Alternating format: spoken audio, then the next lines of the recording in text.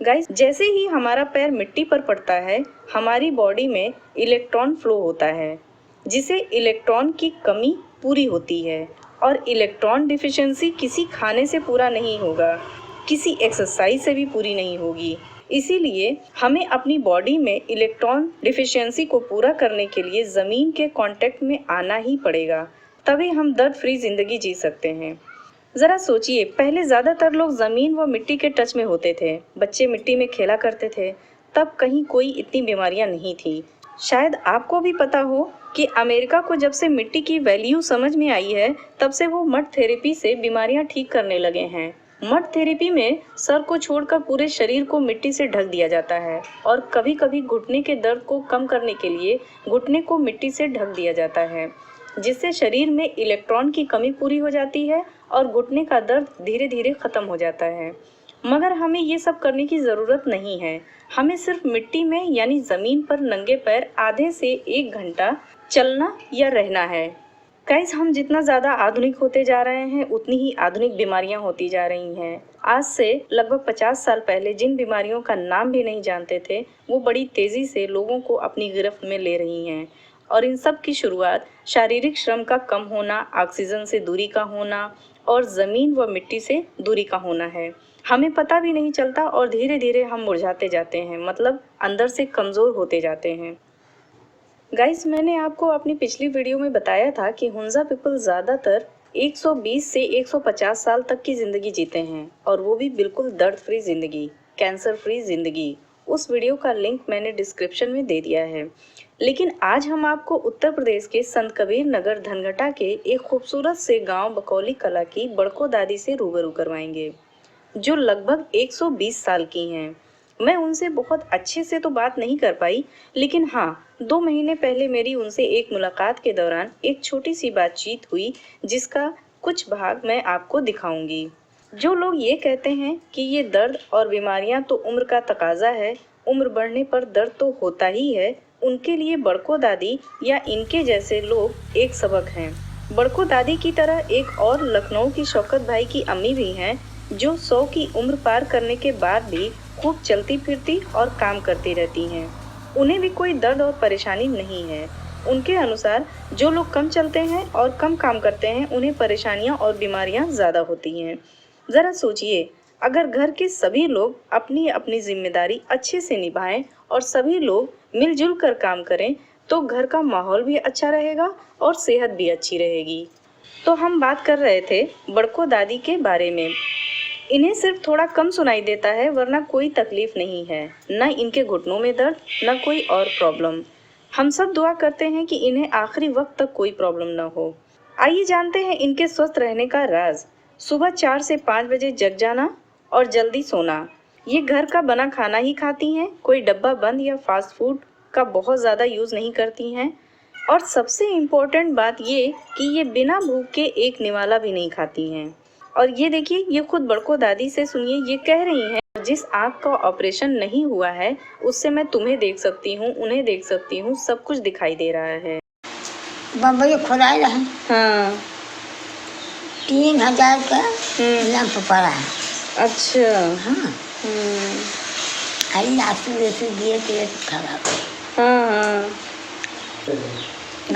आखिर तनी किए है। हाँ। तो बिचिया बुलावा थी। अच्छा। वहाँ तो बस क्या खुदाई है ना। हाँ। क्या दिखाई दी, हवा दिखाई दे जाते। अच्छा। तनी धुंध लौका था। अच्छा।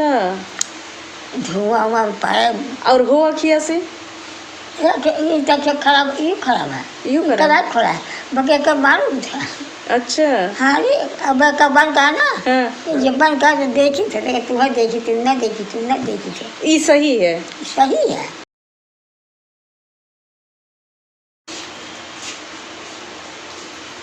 तब वो बड़को दादी की उम्र 120 साल हुई है। हाँ हाँ। गाइस, ये तभी संभव है जब हम ज़्यादा से ज़्यादा ज़मीन से जुड़े रहेंगे और हरियाली के आसपास रहेंगे। हम चाहे जिस जगह रहें, बस ध्यान रहे कि नेचर के आसपास रहें। आजकल हम फ्लैट्स में, बिल्डिंगों में और बंद मकानों में रहने लगे हैं, पर फिर भी थोड़ी सी कोशिश करें तो हरियाली हमारे आसपास हो सकती है। जैसे हम गमले में 24 घंटे ऑक्सीजन देने वाले कुछ पौधे लगा सकते हैं, तुलसी, aloe vera, snake plant, areca palm plant, money plant वगैरह।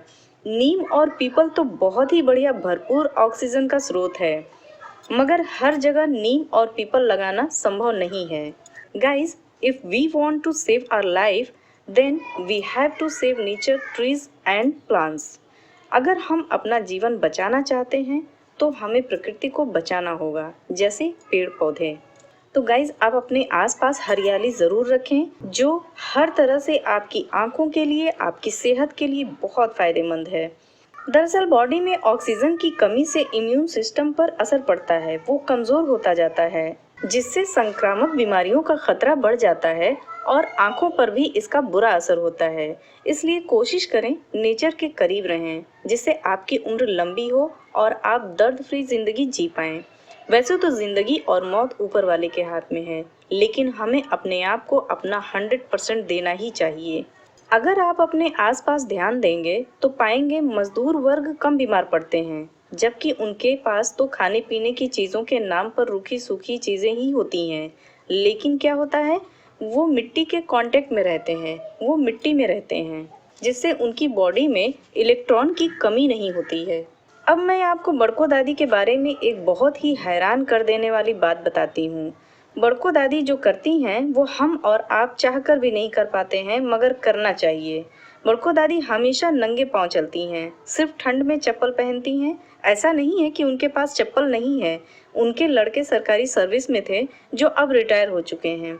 उनके घर के सभी मेंबर, बेटे, बहू, नाती, पोते कहते रहते हैं कि चप्पल पहन कर रखा कीजिए, लोग क्या कहेंगे कि इनके पास चप्पल नहीं है। मगर बड़को दादी तो बड़को दादी हैं, सुबह से लेकर शाम तक इतने बड़े गांव में कभी यहाँ कभी वहाँ नंगे पांव ज़मीन पर चलती फिरती रहती हैं, और यही उनकी लंबी उम्र का राज है। गाइस, हम सब उनकी तरह हमेशा तो नहीं, पर आधा से 1 घंटा तक बिना चप्पल के मिट्टी वाली ज़मीन पर या घास पर चल या बैठ तो सकते ही हैं। इससे हमारी सेहत में 100% सुधार होना ही होना है। कोशिश करें डेली सिर्फ आधा घंटा पैदल चलें, क्योंकि जब हमारा शरीर अर्थ के कांटेक्ट में होता है तो हमारी बॉडी में इलेक्ट्रॉन अच्छे से एब्जॉर्ब हो पाएगा, जो हमारे शरीर को बीमार नहीं पड़ने देगा। इसे आप अर्थ थेरेपी कह सकते हैं। सो गाइज, आप खुद को हेल्दी रखें और चलते रहें, वरना दवाइयाँ चलने लगेंगी। मैं आपको डरा नहीं रही हूँ, बस मैं चाहती हूँ आप अवेयर हो जाएं, जागरूक हो जाएं।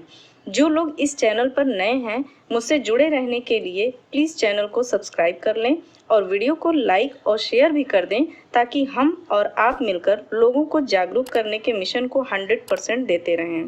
Thanks for watching. Stay healthy, stay safe.